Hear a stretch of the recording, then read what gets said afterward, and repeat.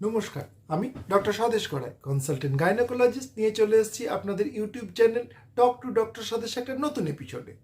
আজকের episode অ্যানিমিয়ার second part, অর্থাৎ এই পার্টে রয়েছে মেনলি ডায়েটারি ফ্যাক্টর বা ডায়েটারি পার্ট, অর্থাৎ আয়রন ডেফিসিয়েন্সি কাটাতে আপনি খাবারে কী কী জিনিস রাখবেন, কী কী পদ রাখবেন। আমরা যেসব খাবার খাই তাদের মধ্যে বিভিন্ন ধরনের আয়রন সল্ট থাকে। কোন সল্টটি ভালো, কোন জাতীয় আয়রন আপনার শরীরে রক্ত খুব তাড়াতাড়ি বাড়ায়, কুলেখাড়ার পাতা কি আপনার শরীরে রক্ত ম্যাজিকের মতন বাড়ায়। খুব ইন্টারেস্টিং আলোচনা এই জিনিসগুলো নিয়ে।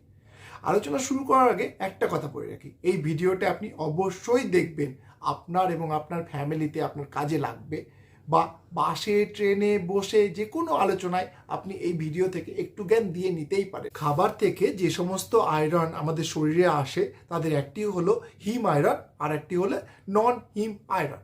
হিম আয়রনের অ্যাবজর্পশন বেশি হয় বা শোষণ বেশি হয় অন্তত নন হিম আয়রনের থেকে। হিম আয়রন শরীরে 30% পর্যন্ত অ্যাবজর্ব হতে পারে, যেটা নন হিম আয়রন হয় না।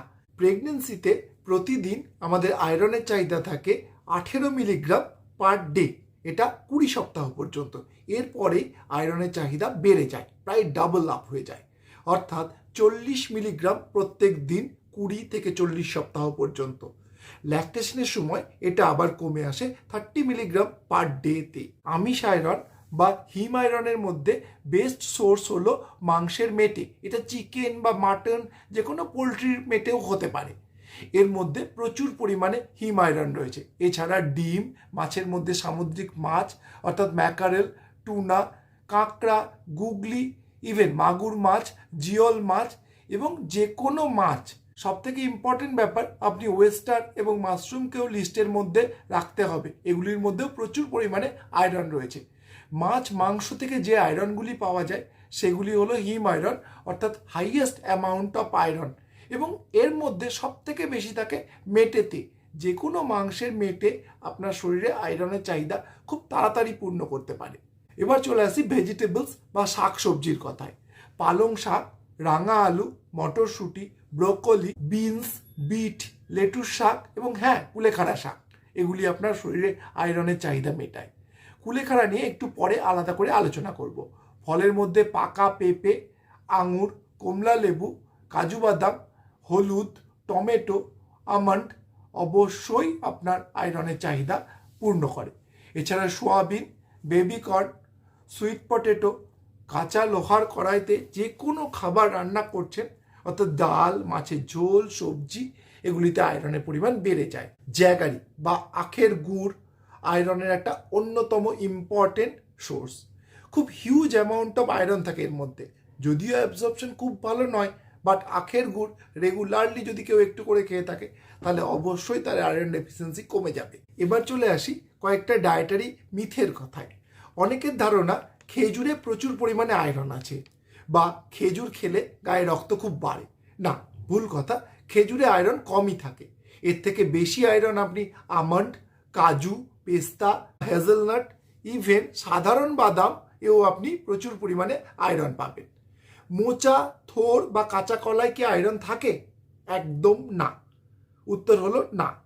মোচা, থোর বা কাঁচা কলায় আপনি মোটেই আয়রন পাবেন না। এটা আপনার গায়ে রক্ত বাড়াতে কোনোভাবেই হেল্প করে না। তিসি, তিল, রাজমা, মাশরুম, পদ্মের বীজ অর্থাৎ মাখনা, এছাড়া কুমড়োর বীজ, ওটস এ অনেক পরিমাণে আয়রন থাকে। এ তো হলো খাবারের কথা। আপনাকে খাবার দাবার, এই জাতীয় যে সমস্ত খাবারের লিস্ট আমি এতক্ষণ ধরে আলোচনা করলাম, সেই সমস্ত খাবারের লিস্ট আপনি অবশ্যই আপনার খাবারে রাখুন। তাতে আপনার শরীরে রক্তের পরিমাণ বাড়বে, স্পেশালি আয়রনের পরিমাণ বাড়বে। এছাড়া আয়রন ট্যাবলেটের কথা যদি বলেন, তাহলে basically second half of the প্রেগনেন্সিতে আয়রন ট্যাবলেট খেতে হয়। ফার্স্ট হাফ বা প্রথম 3 মাসের মধ্যে যদি আপনি আয়রন ট্যাবলেট খেতে যান, সেক্ষেত্রে বমি অর্থাৎ প্রচুর পরিমাণে বমি হতে পারে। অ্যানোরেক্সিয়া, খিদে কমে যাওয়া, কনস্টিপেশন, কোষ্ঠকাঠিন্য, এগুলোতে আপনি ভুগতে পারেন। এছাড়া ব্ল্যাক স্টুল, অ্যাবডোমিনাল ক্র্যাম্প, ডিজিনেস বা মাথা ঘোরা, এই জাতীয় সমস্যা আপনার হতে পারে। তাই 16 সপ্তাহের আগে আয়রন ট্যাবলেট কখনোই স্টার্ট করবেন না, যদি না আপনার আগে থেকে শরীরে রক্ত খুব কম থাকে।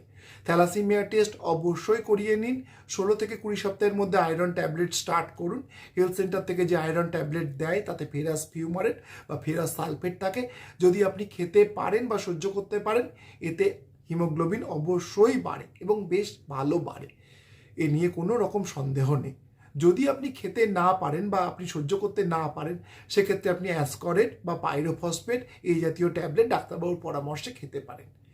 মাংসের মেটে থেকে যে আয়রন থাকে অর্থাৎ হিম আয়রন এক্সট্রাক্ট করে বা বার করেও আজকাল ট্যাবলেট বেরিয়ে গেছে, সেই ট্যাবলেটেও আপনার তাড়াতাড়ি হিমোগ্লোবিন বেড়ে যায়। কিন্তু আয়রন ট্যাবলেট এবং খাবার দুটোই আপনাকে সমান তালে খেয়ে যেতে হবে, যাতে আপনার শরীরে রক্ত পরিমাণ ঠিকঠাক থাকে। ভিটামিন সি এবং ল্যাকটিক অ্যাসিড অর্থাৎ লেবু এবং টক দই আপনার শরীরে আয়রন অ্যাবজর্পশন এ হেল্প করে। তাই আয়রন ট্যাবলেট যখন খাবেন, আপনি একটু লেবু জল দিয়ে খাবেন, বা আপনি টক দই খাবার আধ ঘন্টা বা 15 মিনিট পরে যদি আয়রন ট্যাবলেটটি খান, তাহলে আয়রন ট্যাবলেট এর আয়রন বেটার অ্যাবজর্ব বা শরীরে প্রবেশ করবে। এই জাতীয় টিপস আপনি ইউজ করুন, আপনার শরীরে কখনোই রক্তের সমস্যা হবে না। আচ্ছা, লাস্টে চলে আসি কুলেখাড়া শাকের ব্যাপারে। এর সায়েন্টিফিক নাম হলো হাইগ্রোফিলিয়া অরিকুলাটা। এই কুলেখাড়া থেকে sodium, potassium, calcium, zinc, copper, iron এবং ভিটামিন সি, ফলিক অ্যাসিড পাওয়া যায়। 100 গ্রাম কুলেখাড়া শাক থেকে 7.3 মিলিগ্রাম আয়রন মেলে, অর্থাৎ বেশ কম। কিন্তু শুধু আয়রন না, কুলেখাড়া শাক থেকে আপনি অন্যান্য অনেক রকম নিউট্রিয়েন্টসও পাবেন, যেমন তার মধ্যে folic acid, riboflavin, vitamin C, manganese এবং আরও অন্যান্য মাইক্রোনিউট্রিয়েন্টস রয়েছে। সুতরাং কুলেখাড়া শাক আমার হিমোগ্লোবিন ম্যাজিকের মতন বাড়িয়ে দেবে না, বাট এটা খাওয়া শরীরের পক্ষে অবশ্যই ভালো। বইতে বা স্টাডি রিপোর্টে দেখা গেছে কুলেখাড়া শাক যদি আপনি সেদ্ধ করে খান, তাহলে কিছু কিছু ভিটামিন বা কিছু কিছু মিনারেলস কমে যায়। সুতরাং কাঁচা খাওয়া ভালো, কিন্তু অবশ্যই খেয়াল রাখবেন কাঁচা খেলে আপনাকে ভালো করে ধুয়ে বা রস করে খেতে হবে। এর মধ্যে প্রচুর পরিমাণে ওয়ার্ম বা কৃমির বীজ থাকতে পারে।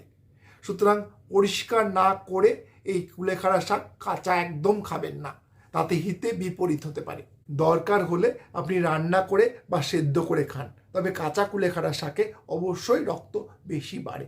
এটা গরম জলে ধুয়ে নিয়ে বা পরিষ্কার করে নিতে যদি ঠিকঠাক করে পারেন, তবে এটা খেতে পারেন। তবে কুলেখাড়া শাক আপনি কাঁচা খান বা সেদ্ধ খান, এর থেকে অনেক বেশি পরিমাণে রক্ত আপনার বাড়াতে হেল্প করে মাংসের মেটে, আখের গুড়, কাঁচা হলুদ এবং লেটুস শাক এবং পালং শাক এই জাতীয় খাবার।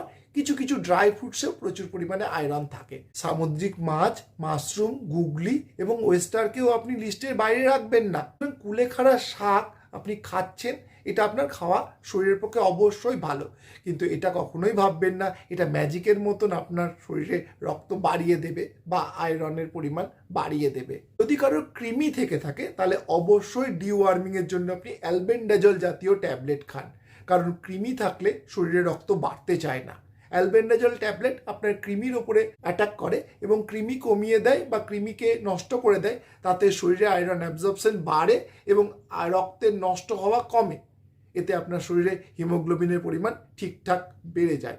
আজকের মতো এই পর্যন্তই, আবার দেখা হবে নতুন কোনো একটা ভিডিওতে। আজকের এই ভিডিওটা কেমন লাগলো অবশ্যই জানাবেন।